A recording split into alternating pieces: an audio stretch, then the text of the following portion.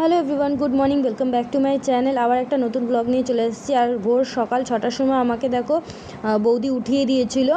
সেই ঘুম থেকে কালকে রাতে ঘুমাতে আমাদের সেই 4টে আমার বেজে গেছিলো।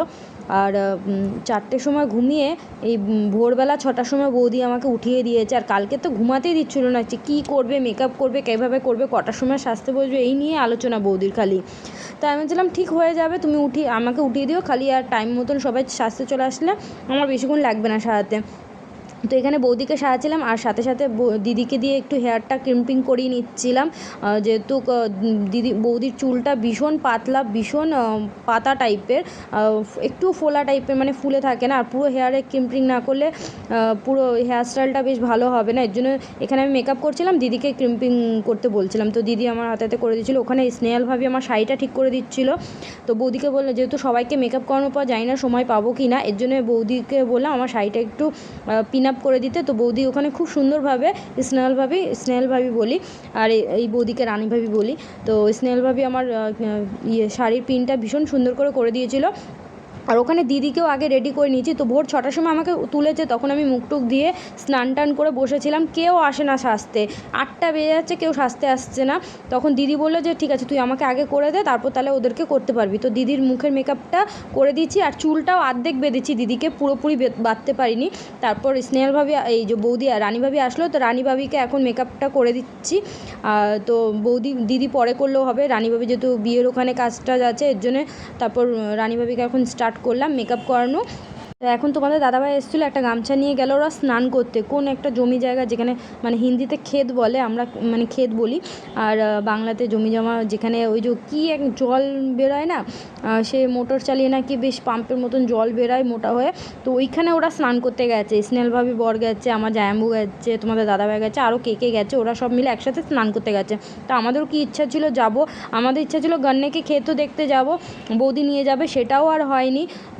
কোনো কিছু ঠিক মতন হয়নি এই বিয়ের চক্করে। আর সময়ও তো আমাদের কম ছিল, একদম কম সময়ের জন্য এসেছি, তো বৌদিদের সাথেও সময় কাটাচ্ছিলাম। আর এখানে বৌদির মেকআপটা হয়ে গেছিলো, চুলটা বাঁধছিলাম। এখানে স্নেহালভাবে হাই হ্যালো করে দিয়েছে। বৌদি খালি লিপস্টিকটা লাগাইনি। তো আমি এরকম আধখাপা করে সবাইকে করছি, দিদিকে যেরকম মেকআপ করে দিয়েছি, অর্ধেক চুল বেঁধেছি, অর্ধেক চুল বাঁধা হয়নি, তার মধ্যে বৌদিকে ধরলাম। তো বৌদিকেও হালকা অর্ধেক মানে পুরো মেকআপ হয়ে গেছে, শুধু লিপস্টিক লাগানো বাকি আছে। এখানে হেয়ারটা করে তারপর আবার স্নেহালভাবিকেও সাজাতে বসবো। তো স্নেহালভাবি সেজেছে, তারপর নিশু সেজেছে, লাড্ডু সেজেছে, আদু সেজেছে, দিদি সেজেছে, তারপর আমার বান্ধবী পূর্ণিমাও সেজেছে। তারপর এখানে খালি বৌদি স্নেহালভাবির যে মেয়ে যে সাজছিল, ও নিজে খুব সিম্পল থাকে, তো ও নিজের মতন হালকা হালকা সেজে নিচ্ছিল। আর আমার না একটা খুব অসুবিধা হয়েছে, আমি যখন ওদেরকে সাজাচ্ছিলাম আমার শরীরটা ভীষণ খারাপ করছিল, যেহেতু বাদরে কেটেছে। তো আমি তো আর পরে দেখাইনি ওই জায়গাটা কেমন হয়ে গেছে। তো যখন থেকে আমার বাদরে কেটেছে, প্রথম দিন তো আমার জ্বর এসেছিলো, ভীষণ জ্বর চলে এসেছিলো, গা হাত পা ব্যথা ছিল।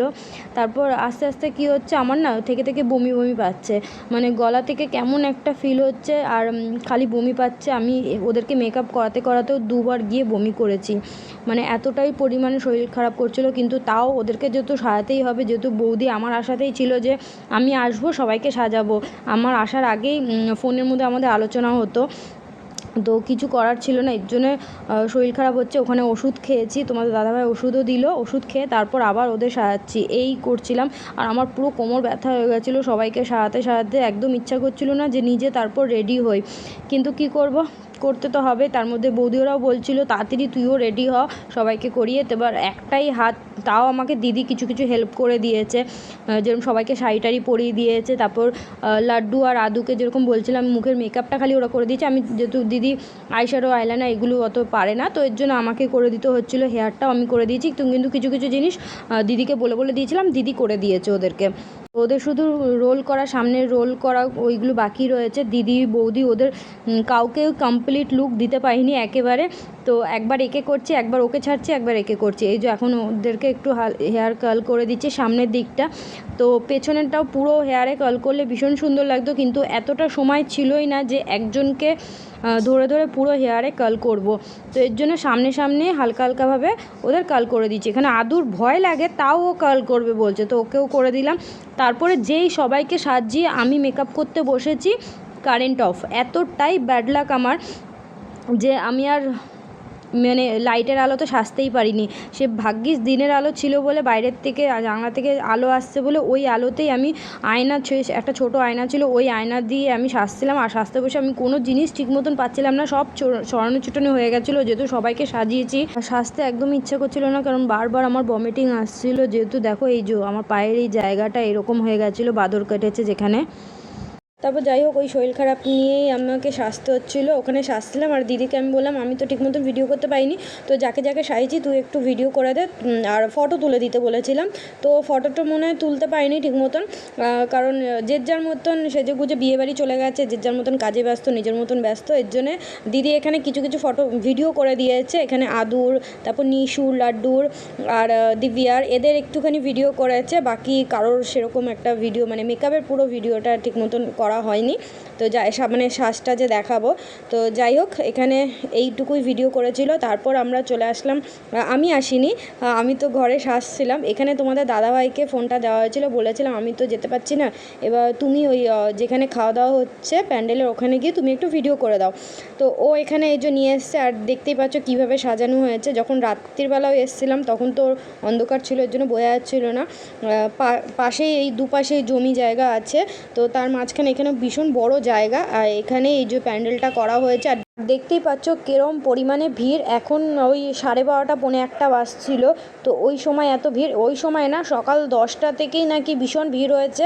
আর এখানে যে নাস্তার আয়োজন করা হয়েছিল সকালের, তো সেইগুলো অর্ধেক দেখছে শেষও হয়ে গেছে। তো অনেক কিছু আইটেম করা হয়েছিল, আগের দিন রাতেও দেখিয়েছিলাম কিছু কিছু আইটেম। এখানে পকোড়া ছিল, তারপর অনেক ধরনের পকোড়া ছিল, পালকের পকোড়া, তারপর ফুলকপির পকোড়া, তারপর এখানে ব্রেড স্যান্ডউইচ ছিল, 2-3 রকমের ছিল, ফুচকা ছিল, চাট ছিল, তারপর কফি ছিল, মিষ্টি ছিল, চাউমিন ছিল। তো অনেক আইটেম করেছে শুধু নাস্তাতেই, আর সব কিছু ভেজ, মানে একটাও ননভেজ না, সব আইটেম ভেজ করেছে। এমনকি দুপুরবেলাও সব আইটেম ভেজ হয়েছে, কিন্তু অনেক আইটেম করেছে। আর এই টাইমে এখানে এত ভিড় ছিল কী বলবো, আর রোদও যেহেতু দুপুরবেলা, আজকে গরমও ছিল বেশ ভালো। আর এই পাশটা প্যান্ডেলে এই পাশটা আসলে এখানে স্টেজটা করা হয়েছে যেখানে বর বউ বসবে, আর তার পাশে এই যে পদ্ম ফুলের এই স্টেজটা বানানো হয়েছে। এই পাশে সিঁড়ি দিয়ে উঠতে হবে, উঠে ওই পদ্ম ফুলের মাঝখানে বর বউ দাঁড়াবে, আর পদ্ম ফুলটা পুরো ঘুরবে, আর উপর দিয়ে ফুল টুল পড়বে, এরকম সিস্টেমটা করা হয়েছিল। তো আমরা সকাল থেকে ওয়েট করছিলাম যে এই জিনিসটা কখন হবে, সেই করতে করতে অনেক রাত হয়ে গেছিলো, রাত্রিবেলা এই জিনিসটা হয়েছে। তো আমি রেডি এইমাত্র জাস্ট হলাম, আর একবার বিয়ের দোকানে যেতে পারি, এই ঘরের বাইরেই বেরোতে পারিনি সেই সকাল 6টা থেকে। তো দিদি এখন গেছিল সব ওখানে যত স্টলে নাস্তা খাওয়ার রয়েছে সব নিয়ে আসছে, তো ওইগুলো এখন খাচ্ছি। একবারে খাওয়ার সময় ওখানে যে মেনু আছে সেটা খাওয়ার সময় ওখানে যাবো, এখন আর যাচ্ছি না, বাইরে ভীষণ রোদ, গরম নাকি ওরা বলছে। তো এই মাত্র জাস্ট এখন কটা বাজে, 1:30 বাজে, এই মাত্র রেডি হয়েছিলাম, এখন খাচ্ছি চামচ, হাত দিয়েই খাচ্ছি, চামচ ফেলে এনেছে।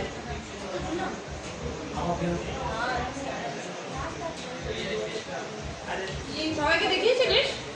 আমি ঠিক মতো ভিডিও করতে পারিনি, তো দিদি আর দাদাভাইকে বলেছি, ওরাই সব গিয়ে ভিডিও করে এনেছে। তো বাবা এতক্ষণ পর, এখন 2টো বাজে, এখন আমরা যাচ্ছি যেখানে সাজানো টাজানো হয়েছে সেখানে। আর এই ভর দুপুরবেলা ভালো লাগে না, রেডি হয়ে এই রোদের মধ্যে যাচ্ছি এখন, আর ওখানে গান চলছে, আমি ওখানে ভয়েসও দিতে পারবো না। তো আমরা সবাই মিলে এখন 2-2:30 বাজছিলো, এখন চলে এসেছি এখানে যেখানে স্টেজটা করেছে, এই সিংহাসনটা বসানো রয়েছে, বউ বর যেখানে বসবে সেখানে আমরা বসে দাঁড়িয়ে সবার সাথে একটু ফটো টটো তুলে নিচ্ছি। আর এই সুযোগটা জানি না কবে পাবো, এর জন্য সবার সাথে ফটো তুলেছি। আর এখানে এই সময় বর বউ হয়তো বসতো, কিন্তু ওদের মধ্যে কি একটা নিয়ম আছে, সেই নিয়মটা না হওয়া পর্যন্ত বউ সাজতে যেতে পারবে না। তো এর জন্য বউ এখনও সাজিনি। আর আমার কাছে না খুব, আমার দিদি এদের কাছে খুব অদ্ভুত লাগছিলো, এরকম একটা বিয়ে ফার্স্ট টাইম আমরা অ্যাটেন্ড করছি, যেখানে এত সকাল থেকে রেডি হয়ে শুধু সেজে গুজে খাওয়া দাওয়া, আর কিছু না, বিয়ের কোনো কিছুই দেখতে পাচ্ছি না। বর কিন্তু চলে এসছে এত টাইমে, 12টা না 10টা, 11টা 12টার মধ্যেই মনে হয় বর যাত্রী চলে এসছে, কিন্তু তাদেরকে অন্য জায়গায় রাখা হয়েছে। তো সেখানে বরের সাথে অনেক কিছু নিয়ম টিয়ম কী আছে সেইগুলো করা হচ্ছে। আর সেখানে না কোনো মেয়ে মানুষ যায়নি। আর গ্রামের সাইডে একটু বিহারের সাইডে এই জিনিসগুলো হয়, মানে ছেলেদের ওইখানটা মেয়েরা যায় না। তো এখানে এর জন্য আমরা স্টেজে বউ ছাড়াই আমরা ফটো টটো তুলে নিচ্ছি। আমরা সম্ভবত কীরকম হয়, আমাদের এখানে বিয়েবাড়িতে গিয়ে সবার প্রথমে বউয়ের সাথে আমরা ফটো তুলি, তো এখানে তো বউ নেই, এর জন্য আমরা নিজেরাই স্টেজে ফটো তুলছিলাম। তো এখন এখানে ফটো সেশন চলছে, আমরা মণ্ডপের ওখানে গিয়ে একটু ফটো তুলে এসেছি। ওখানে এত রোদ না, এর জন্য এখানে আমরা ফটো তুলছি। সবাই দেখো, সবাই সেরেছে, জানি না কীভাবে কক্ষে দেখাবো। তো এখন একটু তোমাদের দাদাভাইয়ের সাথে যাব, ওখানে স্টেজের উপরে একটু ফটো তুলবো। এই গরমে বিয়ে বলো, তাও রাত্রে বলা যায়, এই দুপুরবেলা, তার মধ্যে সবাইকে সাজিয়ে উঠতে আমি রেডি হলাম বাবা। আর এখানে না আরেকটা জিনিস হচ্ছে, সবাই না মানে আমাদের দেখছে আর হাসছে, যেহেতু আমরা যে বাইরের থেকে এসেছি আমরা এরকম সেজে গুজে, মানে এখানকার বউরা সে এত পর্যন্ত ঘুমটা, তো ওরা সাজবে কি, এতটা বড় ঘুমটা দেওয়া রয়েছে, তো সবাই দেখছে আর মুখের দিকে একদম চেয়ে রয়েছে।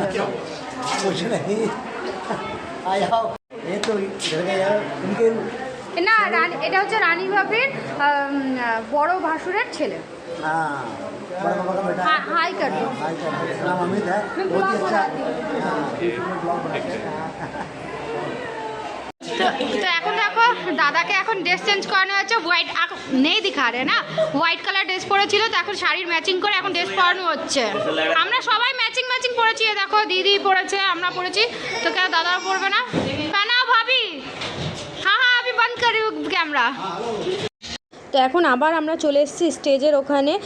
প্রথমে তো বৌদি দিদি আমরা সবাই একসাথে ফটো তুলেছি, মানে সব মেয়েরা ফটো তুলেছি, একা সিঙ্গেল তুলেছি। তো এখন চলে এসেছি বরদেরকে নিয়ে ফটো তুলতে। আর কি করব, আর তো কোনো কাজ নেই, সে বিয়ের ওখানে বউকেও দেখছি না, বরকেও দেখছি না। তো আমরা তো সকালে নাস্তা টাস্তা যাই হোক হয়ে গেছে, দুপুরে খাওয়ার একটু লেট করে করব। তো যেহেতু অনেকটা বেলা করে নাস্তাটা করা হয়েছে, তো এর জন্য আর কোনো কাজ নেই। তো এখানে শুধু ফটো তোলা হচ্ছে, যে যার বরকে নিয়ে আমরা ফটো তুলছি। প্রথমে তোমার দাদাভাইয়ের সাথে আমার সিঙ্গেল কিছু ফটো তোলা হয়ে গেছে, তারপর দিদি ওরা তুললো। তো এখন এই যে নিতিনদা, স্নেহাল ভাবি আর ওনার মেয়েকে নিয়ে একটু ফটো তুলে দিচ্ছে। সবাই নিজেরা একটা করে ফ্যামিলি ফটো তোলা হয়েছে, তারপর সবাই মিলে আমরা গ্রুপ ফটোও তুলেছি। আর এখানে এখন দিব্যা, লাড্ডু আর আদু মিলে ফটো তুলছে, আর ওদেরকে কত সুন্দর কিউট লাগছে। তো সবাই মিলে এক এক করে আমরা যেরকম পাচ্ছি সবার সাথে মানে ফটো তোলার সুযোগ আর ছাড়ছি না। তারপরে এই যে মেন দাদা আমাদের ইনভাইট করেছিল, তো বৌদির সাথে তো অনেক ফটো তুলেছি, দাদাকে পাচ্ছিলাম না। তারপর দাদাকে যেহেতু বিয়ের কাজে অনেক ব্যস্ত, তো দাদাকে খুঁজে নিয়ে এসে আনা হয়েছে বৌদির সাথে ফটো তোলার জন্যে। আর এখানে আমি বলে দিচ্ছিলাম এভাবে ধরে ফটো তোলো, এভাবে তাকিয়ে ফটো তোলো, এই করছিলাম। তো দাদা খুব লজ্জা পায়, তাই লজ্জা পাচ্ছিলো, তাও জোর করে কয়েকটা ফটো তোলানো হয়েছে। এখন এই যে মেয়েকে দিয়ে ফটো তোলানো হচ্ছিল, আর আদুর একটা সিঙ্গেল ফটো তোলা হচ্ছিল। এখানে একদম মনে হচ্ছিল ওর সাগাই হচ্ছে, তো সেই কথাটা বলেছি বলে ও একদম লজ্জা পেয়ে গেছে যে ওর সাগাইয়ের কথা যেই বলেছি। আর তারপর সবার সাথে ফটো তোলা হচ্ছিল, কিন্তু এই যে আমার বান্ধবীর সাথে একটুও সময় পাচ্ছিলাম না যে ফটো তুলবো, কারণ ও দুটো ছেলেমেয়েকে নিয়ে খুবই ব্যস্ত ছিল। তো এখন ফাইনালি ওর সাথে আমি ফটো তুলতে আসলাম। আমরা দুজন প্রথমে একটা সিঙ্গেল ফটো তুলছি, তারপর আমরা সবাই মিলে গ্রুপ ফটোও তুলেছি। আর এখানে অনেক বছর পর আমরা ফটো তুলছি, আগে এরকম আমরা ভীষণ ফটো তুলতাম। আর এখন তো আগে তো দুজন বেশ ফটো তুলতাম, এখন ফটোর মধ্যে মেম্বার বেড়ে গেছে, যেরকম আমার বর, ওর বর, তারপর এই যে ওর দুই ছেলে মেয়ে। আর পুচকিটাকে দেখছো যে জামাটা পরেছে, ওর মায়ের শাড়ির সাথে একদম ম্যাচ করে গেছে আমার বান্ধবীর সাথে। তো এই জামাটা পুচকিটাকে আমি গিফট করেছি, তো এর জন্য একদম ম্যাচ করে গেছে শাড়ির সাথে, এর জন্য আজকে এই জামাটা ওকে পরিয়ে দিল। আর পুচকুটাকে দারুণ লাগছিলো পরানোর পর। এই যে এখন আমরা সবাই মিলে গ্রুপ ফটো তুলছি আমাদের বরদেরকে নিয়ে, তারপর ওর পুচকু দুটোকে নিয়ে আমি আমার বর মিলে একটা ফটো তুলেছি।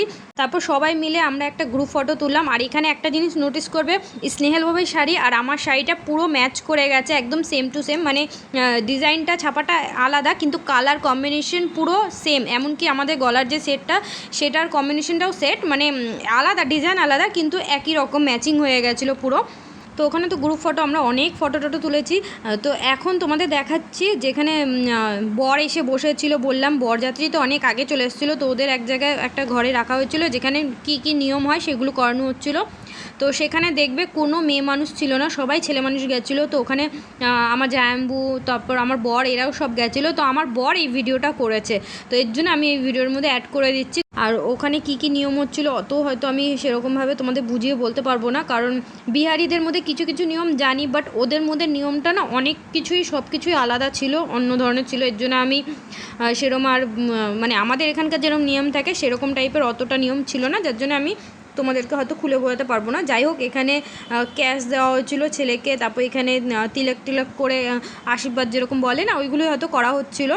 এখানে একে অপরকে লাড্ডু খাওয়ানো হচ্ছিলো, ছেলেকে হাতে ঘড়ি পরালো, আর ওখানে যে পেছনে বড় সুটকেসটা ছিল সেইটাতে করে মেয়ের জন্যে সব জিনিসপত্র আনা হয়েছে ছেলের বাড়ির থেকে, সোনার গয়না, তারপর পায়ের তোড়া, আরও কী কী অনেক কিছু আছে, তো সেইগুলোই সব এখন বার করে সামনে রেখে দিয়েছিলো। আর এই ভিডিওটা না অনেক বড় হয়ে যাচ্ছে, সেই সকাল থেকে স্টার্ট করা হয়েছে, আরও অনেক ভিডিও রয়েছে, তো আমি এখানে ভিডিওটা এন্ড করব। নেক্সট পার্টে তোমাদেরকে আরও সব নিয়ম টিয়ম কী কী আছে, কী কী সারাদিন বিয়েতে করেছি সেগুলো দেখাবো। তাও অনেকটা বড় হয়ে যাবে, যার জন্য আমাকে ভিডিওটা এখানেই আমি এন্ড করছি। তো চলো আবার তোমাদের সাথে দেখা হবে নেক্সট ভিডিওতে, এইটারই নেক্সট পার্ট নিয়ে।